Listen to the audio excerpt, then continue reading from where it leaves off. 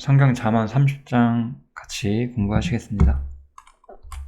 잠언 30장은 이제 아굴이라는 사람이 기록을 한 걸로 보이고요. 제가 굳이 언급하진 않았는데 잠언 아마 제 기억에는 1장부터 24장까지는 솔로몬의 잠언이라고 해요. 솔로몬이 기록했다고 하고, 이제 25장부터 29장까지는 히스기야의 신하들이 편집했다 이런 말이 나오죠. 이런 식으로 약간 저자가 다르고, 이것에 따라서 어떤 차이점이 있을지도 모르겠어요. 근데 그것을 우리가 알고 모르고가 성경을 이해하는데 그렇게 크게 중요할 것 같지 않아서 제가 말씀드리진 않았어요. 이제 아굴의 잠언은 이렇게 시작을 하는데, 나는 다른 사람에게 비하면 짐승이라.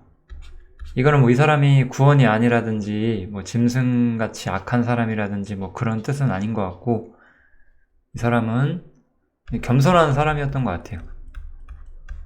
하나님을 아는 사람이었고,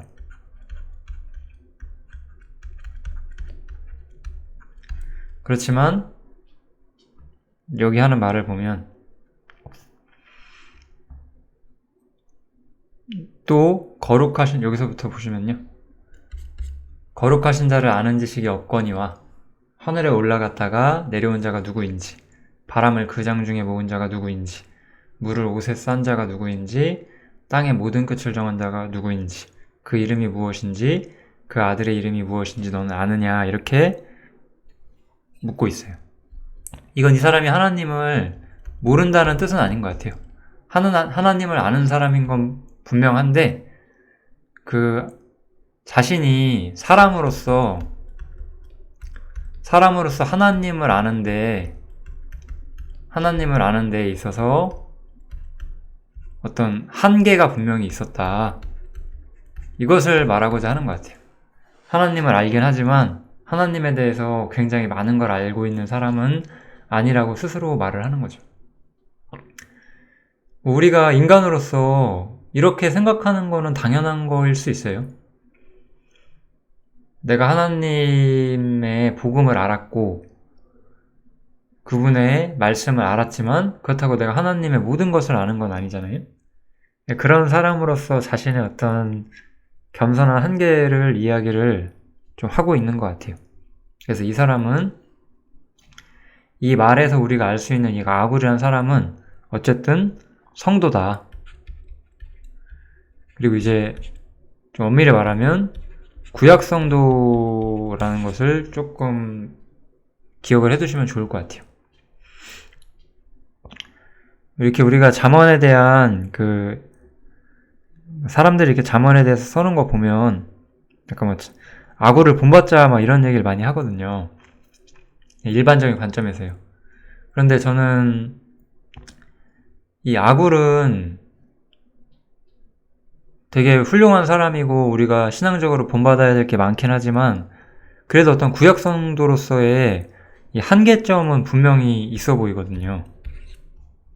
왜냐면 예수님께서는 나를 본 자는 아버지를 보았거늘이라고 말을 해요. 그리고 바울 사도는 영광 중에 계신 그리스도를 보았다고 했고, 주님의 뜻과 하나님의 원하시는 바에 대해서 훨씬 더 많은 것을 알고 있었어요. 이 바울 사도의 어떤 시점과 아굴의 시점에는 커다란 차이가 있다라고 저는 생각이 들고, 그래서 아굴은 어떤 구약 성도로서 자신의 자리를 겸손하게 지켰던 사람이긴 하지만 어떤 완전한 신약의 계시가 있기 전 그 시대의 사람이라는 것 또한 분명하다, 이렇게 보실 수 있겠고, 그래도 우리에게는 여러 가지 교훈 점들이 있기 때문에 그 부분을 살피시면 되겠죠. 그러면 이제 좀 천천히 살펴보겠습니다. 이 사람은 자신이 하나님을 아는 부분에 있어서 한계가 있다라고 말하면서 하나님의 말씀을 가장 앞으로 끌어올려와요. 하나님의 말씀은 다 순전하며 그를 의지하는 자의 방패시다 라고 이야기를 하는 거죠. 나는 하나님의 섭리와 모든 것을 알고 있는 사람은 아니지만 하나님의 말씀은 순전하고 하나님께서는 그 말씀을 의지하고 하나님을 따르는 사람들의 방패가 돼줄 것이다 라고 이야기를 하면서 말씀에 더하거나 빼지 말라라고 이야기를 하죠. 이 성경 말씀에 더하거나 빼지 말라는 이야기가 여기저기 나오죠. 좀 대표적으로 신명기에 좀 나오고 또 요한계시록에 나오죠. 다른 데도 또 나오긴 하지만 이 두 가지만 이야기를 해볼게요. 자, 하나님 말씀에 무언가를 더하거나 빼지 말라고 했어요. 왜냐하면 하나님의 말씀은 그 자체로 완전하기 때문에. 그래서 아굴은 자신이 모든 걸 아는 건 아니지만 이 하나님의 말씀이 순전하고 완전하기 때문에 더하거나 빼지 말고 그분의 말씀을 따르며 살아야 한다. 이렇게 이야기를 해주고 있는 거겠죠. 그래서 말씀의 완전함을 믿고 말씀에 따르라고 이야기를 하고 있어요. 그럼 이제 아굴이 이런 기도를 해요. 허탄과 거짓말을 내게서 멀리 하옵시며. 그렇죠? 이런 것들이 내 삶에 없기를 바라고 또 나로 가난하게도 마옵시고 부하게도 마옵시고 오직 필요한 양식으로 내게 먹이시옵소서. 이렇게 나오죠. 부하거나 가난해져서 하나님을 원망하거나 하나님을 잊지 않게 해달라고 기도를 하고 있어요. 이거는 되게 좋은 기도죠. 일반적으로는 좋은 기도라고 할 수 있는데 요거를 한번 바울을 한번 보실래요? 바울은 오히려 내게 유익했던 모든 것들을 그리스도를 위하여 다 해로 여긴다라고 말을 해요. 빌립보서 3장이잖아요. 빌립보서 4장에서는 부유하거나 가난한 모든 상황에 대해서 바울 사도는 일체의 비결을 배웠다라고 말을 해요.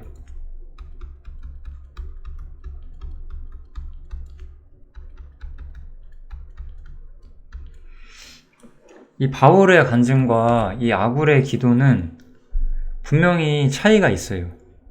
아굴의 기도는 분명히 좋은 기도고 본받을 만한 기도긴 하지만 저는 신약 성도인 우리들이 이 완전한 복음을 보고 나를 본 자는 아버지를 보았다는 말의 의미를 정말 아는 성도들이라고 한다면 아굴의 기도에서 멈추면 안 된다고 저는 생각해요.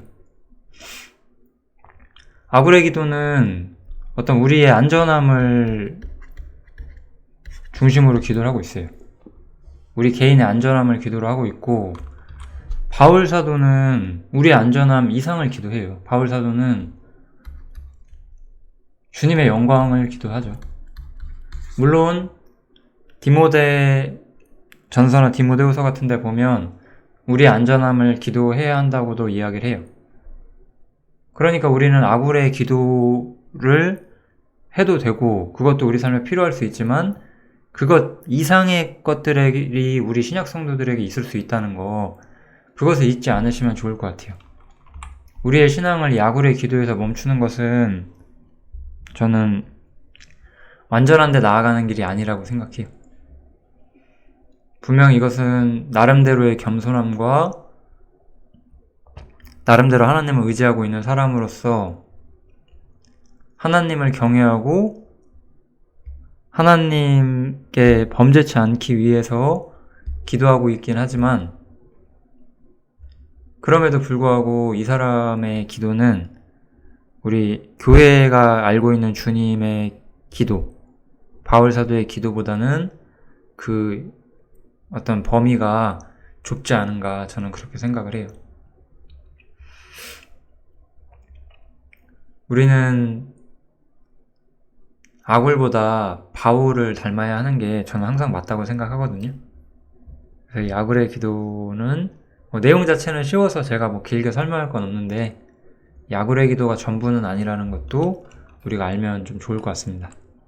그래서 바울의 간증과 좀 비교해 보시면 좀 생각할 수 있는 바가 있을 거라고 좀 느낌이 들고요.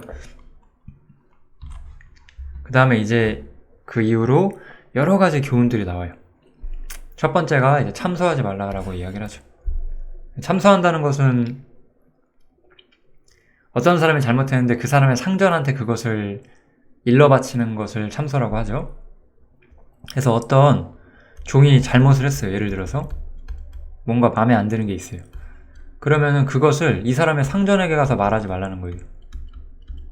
이거 한번 예를 들어보세요. 우리가 직장 생활을 하는데 어떤 사람이 뭐 저랑 약간 트러블이 있었는데 갑자기 야 니네 사장 불러와 뭐 이렇게 말한다고 얘기를 해보세요. 그러면은 우리가 어떤 기분이겠어요? 그런 얘기거든요.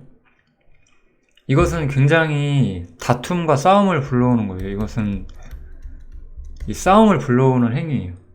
이런 건 사람의 어떤 사나움으로서 오는 걸 수도 있고, 이거는 당연히 저주를 받는 행동이에요. 그래서 저주받는다는 건 무슨 어떤 미신적인 그런 게 아니라 그 사람이 나를 극도로 미워하고 싫어하고 그런 상태가 되는 거죠. 그래서 이러한 일들을 하지 말아야 돼요. 왜냐하면 이것은 원수를 만드는 일이에요. 이것은 참소하는 것은 원수를 만드는 일이다. 정말로 뭔가 이 사람과 할 얘기가 있으면 그 사람한테 직접 해야 돼요. 상전한테 말함으로써 더 위험한 어떤 상황을 초래하지 말라고 일종의 삶의 지혜처럼 이야기를 해주고 있죠. 이 삶의 지혜는 항상 우리 잠언에서 종종 등장하고 있는 주제였잖아요. 그래서 이 참소하지 말라는 이야기가 첫 번째로 나오고, 두 번째로 이제 악한 무리들에 대한 이야기가 나오죠. 이건 이제 어떤 하나님이 미워하시는 죄 가운데 있는 사람들, 그리고 그들의 특성들을 여러 가지 모습으로 나타내 주는 것 같아요. 첫 번째가 아비를 저주하며 어미를 축복하지 아니하는 무리가 있다.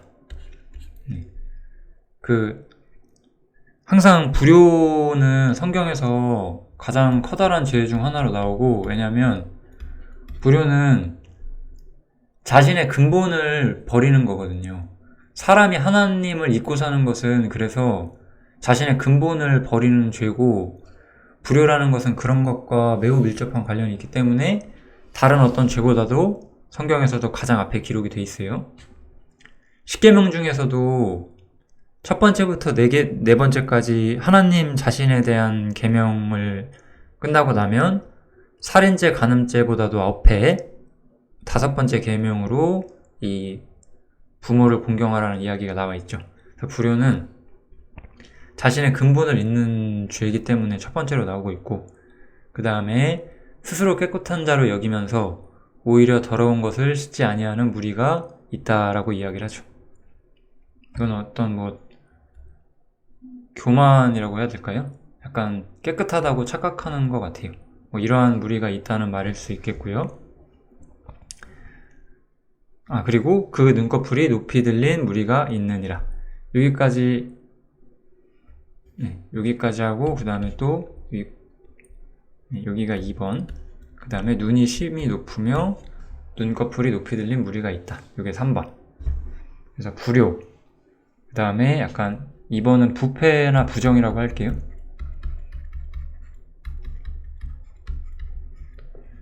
약간 깨끗한 척 하는 거, 약간 위선도 여기에 포함된다고 봐도 되겠죠.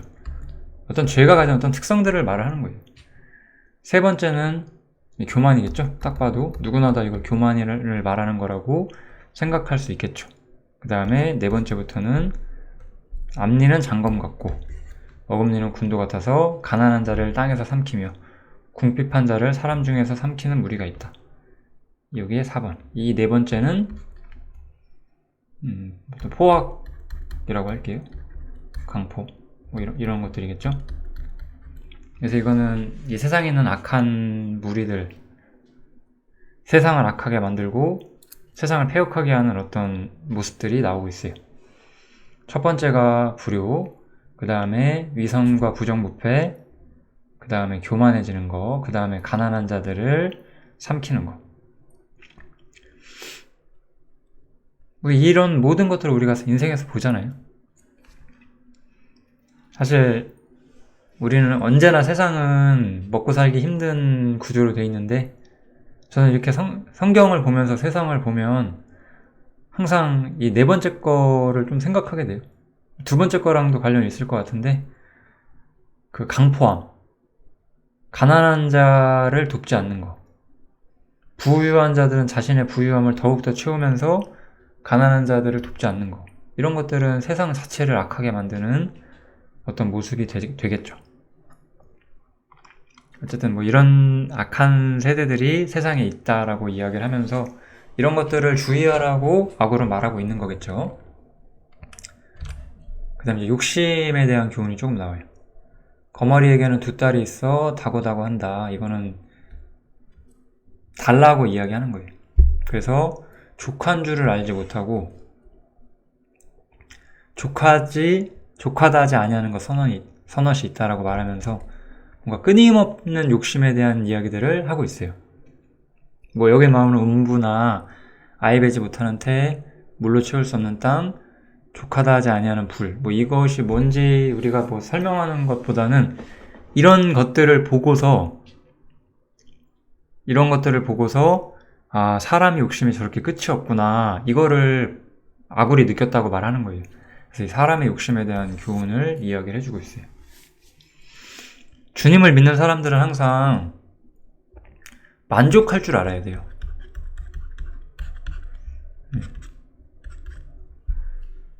이 만족하지 못하는 사람은 예배를 드릴 수가 없어요. 우리가 하나님께 온전한 예배를 드리기 위해서 가장 필요한 것은 만족이에요. 그러면 하나님께서는 우리에게 필요한 걸 채워주심으로써 만족해 하시느냐? 그게 아니죠. 나의 욕심으로 점철되어 있는 나의 의지를 부수시죠. 이 의지를 깨주실 거예요. 이 의지가 깨지지 않은 사람들은 하나님께서 깨주시기를 구하셔야 돼요. 왜냐하면 우리는 내가 원하는 것들을 채움으로써 만족할 수 없고, 이 의지가 깨짐으로써 주님이 나에게 주신 것이 무엇인지를 정말로 이해할 수 있게 되고, 그 이후로부터 진정한 만족과 예배를 좀 드릴 수가 있다라고 봐야 돼요. 아브라함을 좀 예로 들어보시면 알 수 있죠. 아브라함은 자기 자식조차 바치라는 이야기를 들었고, 그때도 이 사람의 믿음이 흔들리지 않는 그러한 단계까지 나오게 되는 걸 볼 수가 있거든요. 이것은 하나님에 대한 완전한 신뢰와 만족이 있었다는 뜻이죠. 자신의 의지는 아무것도 아니라는 것. 주신 분이 하나님이시고 취하는 분도 하나님이시라는 것을 이해한 거죠. 그래서 온전한 예배를 드리기 위해서는 이 욕심에 대한 처리가 필요하고, 이 욕심을 경계하라고 구약 성도도 가르치고 있는 거예요. 다음에 이제 불효에 대한 이야기가 또 한 번 나와요. 불효는 반드시 저주와 심판이 임한다라고 보고 있는 거죠. 뭐 이거는 길게 보지 않아도 될 것 같고요. 이거는 죄가 가진 어떤 은밀함에 대한 교훈을 조금 하고 있는 것 같아요. 내가 심히 기이 여기고도 깨닫지 못하는 것 서너시 있는데, 공중에 날아다니는 독수리의 자취, 뱀의 자취, 그 다음에 바다로 다니는 배의 자취, 그 다음에 남자와 여자가 함께한 자취며 음녀의 자취도 그러하다. 그가 먹고 그 입을 씻음같이 말하기를 내가 악을 행치 아니하였다 하느니라. 이 말씀을 보면 분명히 있죠. 죄라고 하는 것이 분명히 무언가가 있었는데 없었던 척 한다는 거예요. 그런 사건이. 항상 죄는 자신이 범죄했음을 부인하고자 하거든요. 우리가 어떤 범죄한 사건이 있다, 그럼 그것을 부인하고자 한다는 거죠. 뭐 이건 그리스도인 뿐만이 아니라 그냥 대다수의 사람이 그렇죠. 그래서 이 죄라는 것이 가진 어떤 특성이죠. 그냥 본질적인 특성이죠. 이거는 본질적인 특성으로서 죄는 그 행위를 감추고자 한다는 거죠. 아담론을 봐도 알 수 있잖아요. 아담이 하나님의 말씀을 어기고 선악을 알게 하는 나무의 실과를 먹었을 때 숨잖아요. 이게 숨는다는 거예요. 하나님의 그 공의로운 눈빛을 피해서 숨고자 한다는 거죠. 죄는 이렇게 자신을 감추고자 하고 숨기고자 하는 본성이 있는 것이고, 이 아굴은 세상에 이 하늘에 나는 새를 보면서, 뭐 뱀을 보면서, 바다에 다니는 배를 보면서, 그리고 뭐 남녀의 어떤 그런 걸 보면서 그 추적을 할 수가 없는 것들이잖아요. 그런 것들은 그들이 어떻게 하는지 그런 걸 보면서 저런 걸 보면 죄의 은밀함이 이런 것이구나 이런 걸 느꼈다라고 이야기를 해주고 있는 거예요. 그래서 죄의 은밀함에 대한 교훈이 이렇게 나오죠. 이 아굴은 이 두 가지를 보시면 아시겠지만 자연에서 어떤 교훈을 받아서 여기서 어떤 사람이 어떤 존재인지 그 다음에 죄가 어떤 것인지를 좀 이해하고 깨닫고 있는 거죠. 이번엔 지혜로운 것들이 나와요. 땅에 작고도 지혜로운 것들이 있어요. 힘이 없지만 근면하게 준비하는 개미, 약하지만 안전한 곳에 집을 짓는 사반. 사반은 이거 무슨 너구리 비슷하게 생긴 건데 이스라엘 지역, 팔레스타인 지역에 살고 있는 동물이거든요. 그래서 임군이 없을 때 다 떼를 지어 나아가는 메뚜기. 지도자는 없지만 함께 협력하는 어떤 메뚜기.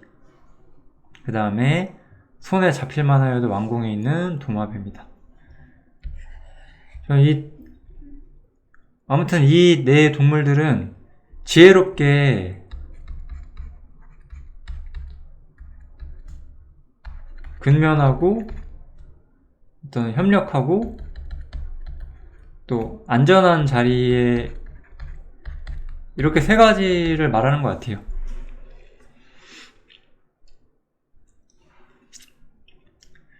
약간 좀 개인적으로는 이 도마뱀이 무슨 의미일까가 약간 이게 동물의 세계를 우리가 잘 몰라서 약간 이해하기가 어렵긴 한데요. 제가 이해하는 바로는 오히려 왕궁이 안전하다는 뜻인 것 같아요. 어쨌든 도마뱀이 오히려 잡히지 않고 안전하게 살 수 있는 곳이 왕궁이기 때문에 왕궁에서 산다라고 좀 보고 있고, 아무튼 중요한 것은 이런 지혜로운 동물들은 별로 강한 동물들은 아니지만 겸손하고 안전하게 매일을 살아가는 그런 걸 보면서 우리가 이 땅을 어떻게 살아가야 하는지 근면하게 그리고 협력하면서 그리고 안전하게 이렇게 살아가야 한다는 거, 뭐 그런 부분들을 이야기하는 것 같아요. 그 다음에 또 담대한 것들에 대해서 이야기를 하죠. 우리는 또한 하나님을 신뢰하기 때문에 담대한 삶을 살아야만 하잖아요.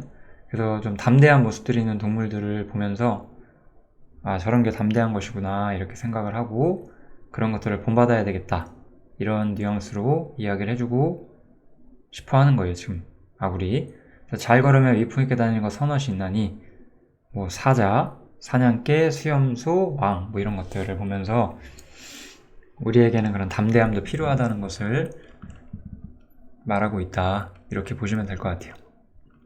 이게 좀 아굴의 잠언의 특성이에요. 삶의 여러 가지 모습들을 보고 거기서 좀 교훈을 받아내는 거, 이런 모습으로 기록이 되어 있습니다. 아굴의 잠언이. 마지막으로 이제 말을 주의하라 라는 이야기가 나오죠. 만약 네가 미련하여 스스로 높은 채 하였거나 혹은 악한 일을 도모하였거든. 그러니까 뭔가 잘못된 것들을 행하고자 할 때 이건 아직 도모했다고 나오잖아요. 그래서 뭔가 아직 확실하게 실행했다는 느낌은 아닌 것 같아요. 그러니까 마음에 먹었을 때 입을 막으라. 그러니까 뭐예요? 그러니까 마음속에 악이 들어왔어요. 마음속에 악이 들어왔을 때 이 악이 발산하게 되는 첫 번째가 무엇이냐? 입이라는 거예요. 그래서 입을 막으라는 거예요. 입을 막음으로써 실질적으로 악이 행함으로 나가는 것을 차단하라는 그런 이야기를 하는 거죠. 그래서 이렇게, 왜냐하면 젖을 저으면 버터가 되고 코를 비틀면 피가 나는 것 같이 노를 격동하면 다툼이 난다. 악이 마음속에 있는데 입으로 나오기 시작하면 그때부터는 반드시 문제가 발생한다는 거예요. 그래서 말을 주의하라고 하는 거예요. 말은 마음속으로 내가 악을 행할 수 있고 이 악만으로도 우리는 죄책감을 가지게 되는데 그것이 언제 진짜 문제가 되냐? 입을 통해서 밖으로 나올 때. 그때는 이제 진짜로 복잡한 문제가 되기 시작할 수 있다는 거예요.